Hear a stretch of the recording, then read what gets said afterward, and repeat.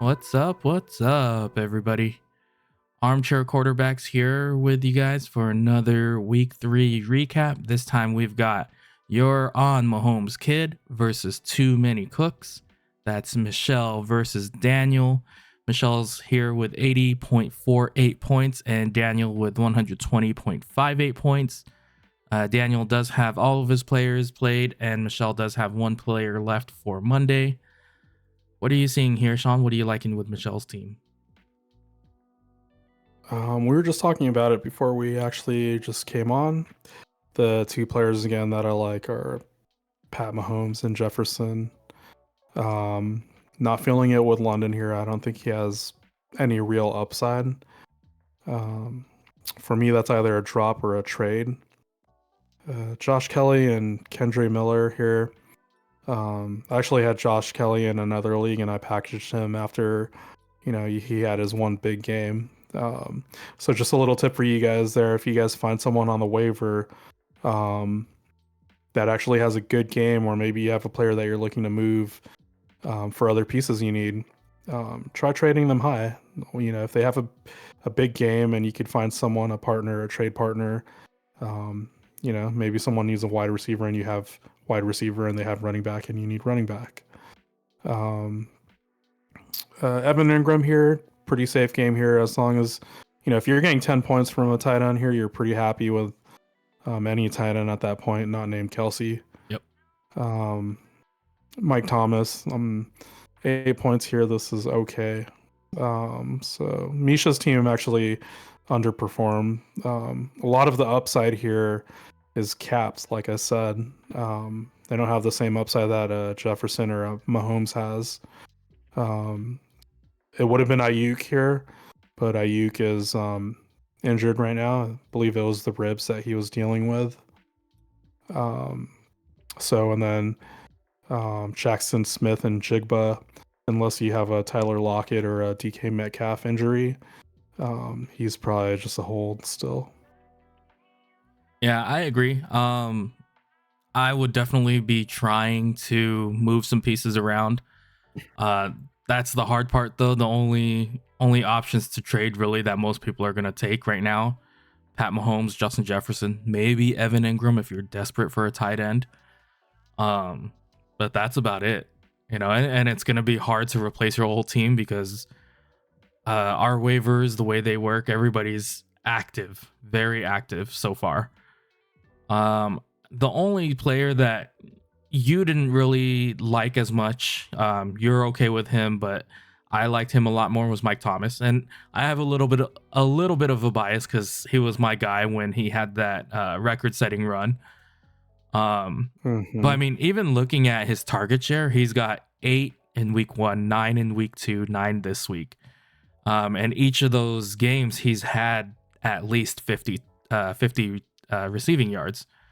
So if you're looking at that, the 9 targets plus the 50 yards minimum, if he gets a touchdown in one of those games, that's going to be roughly, 14 points. So I think that's already a pretty good flex right there. But still just a flex. I don't think he's like creeping up into wide receiver 2 or 1 territory at all. No, that's not really an upside play. It's more of a flex play, but yeah.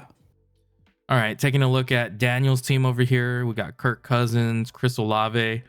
Both of those guys, pretty much what you're expecting from them for this season.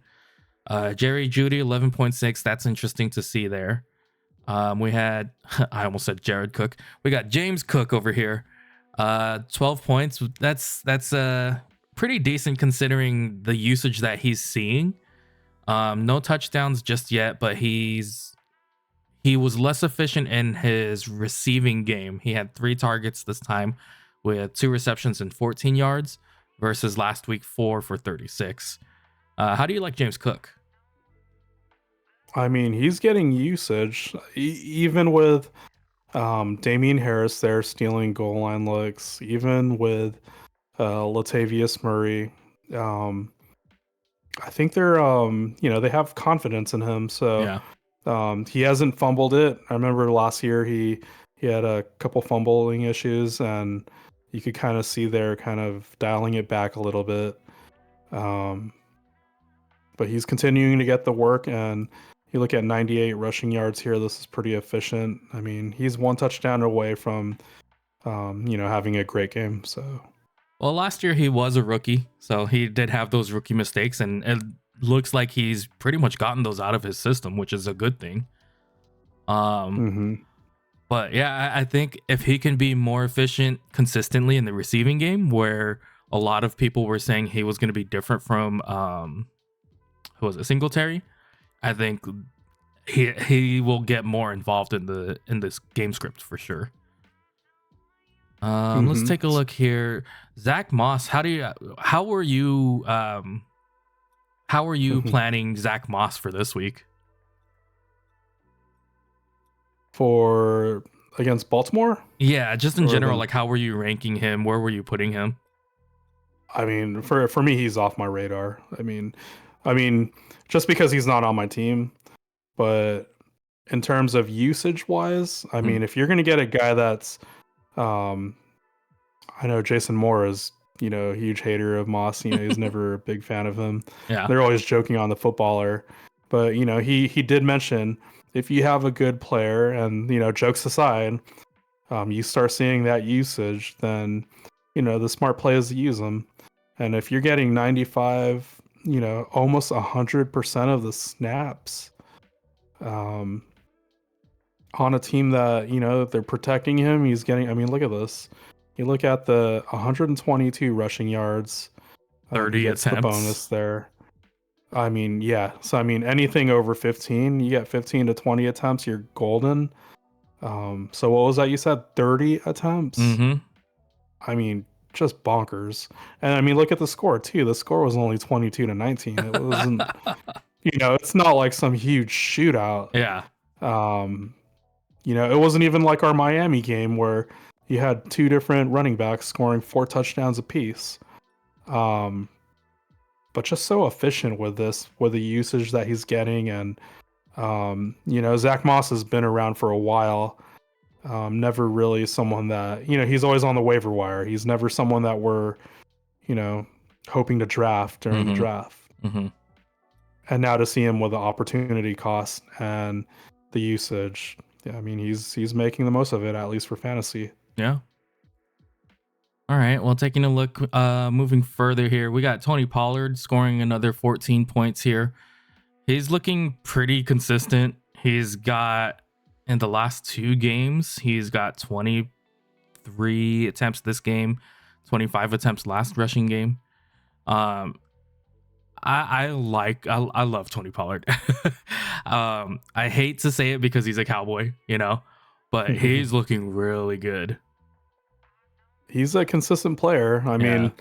mean, he's a consistent player. He's a lighter player too. So I mean, um, for instance, tonight when we're watching the Steelers game, and sometimes you just see Najee out there, and he's just kind of plodding along. He runs kind of just heavy. Pollard has those nimble feet. He looks like he has the quicks. Yeah. He has that quick twitch where, um, he's nimble. He can move in and out of the lineup. Find the holes, um, that his O linemen are creating. So he's just a really solid player. Eventually, he'll end up getting one of these huge games where it's like a 30-point plus game. Um, but for where you got him, I mean, he's just a solid player. Yeah, no, I agree for sure. I was actually looking to try and trade for him, but looking at my options, I don't think there's anybody I would have been able to package for Tony Pollard. That's a tough sell. Mm, Yeah, right. and taking a look at Daniel's depth here too, his bench, he's got Tutu Atwell, but we're not really 100% sure how the wide receiver room is going to play out once Cooper Kupp comes back. Dalvin Cook, his team name is too many cooks. I agree. I think he can move on from Dalvin Cook. I don't see anything happening with Dalvin Cook there. And hmm then Cam Akers, it's smart for him, I think, to hold on to him since he's been moved over from the Rams to Minnesota. And from there, I don't know. What do you want to do with Joe Burrow? Do you want to hold him and hope that he can come back from his calf strain pretty much really good, or do you want to try to package him in a move? I'm not sure if I would package him in a move. I mean, um, because the other owner is probably going to be seeing that same risk. So that would pretty much be selling low on Joe Burrow. I'm not sure if I'd be selling low on him. Um, but at the same time, he's taking up a bench spot here. So, Mm-hmm. um, if you're confident with, Kirk Cousins, is that something where you just roll with? I mean, um, one of the biggest things of a good fantasy manager and someone um, that's able to win in fantasy versus someone that's not is adaptability. Yeah. So if Kirk Cousins is having, because we're in real life, we look at Kirk Cousins and you go boring. Mm-hmm. Yet for fantasy purposes, it's completely amazing. Well, especially So this year, he's been playing really great. I mean, let's see, he's balling out. Oh yeah, He's. I mean, he's he's had some good game scripts too. I mean, he's thrown so far for each game. He's thrown over 300 yards. He's thrown at least 2 touchdowns each game. His passing attempts are 40 plus. So, uh, I mean, yeah, he's been throwing the ball. you like that one for today's game? 50 attempts. That's 50 crazy. attempts. Yeah. So they're with how bad their defense is right now. I mean, they are either in negative game scripts or they are passing it because Yeah. even looking at Alexander Madison, he hasn't really looked good at all. Their run game has not impressed, and I have Madison in another league, so I want as much as I want him to do good. Their running game is not looking good. It's all your boy Addison, and then Jefferson and Hawkinson. And Hawkinson. Yeah. Mm-hmm. All right. Well, that'll do it for this episode here. Hopefully, better weeks, better outcomes are ahead for you, Michelle. Hope to see you get at least one win here. And looking at your team, I know it's kind of rough sales, but Try and make some moves. try to make some moves. Hopefully, Yep. you're listening to some of these insights that me and Shawn are giving out, and maybe hopefully you'll be able to make a move somewhere. But for now, that'll be early. it. Yeah. Yep. For now, that'll be it. We'll catch you guys in another one. Peace.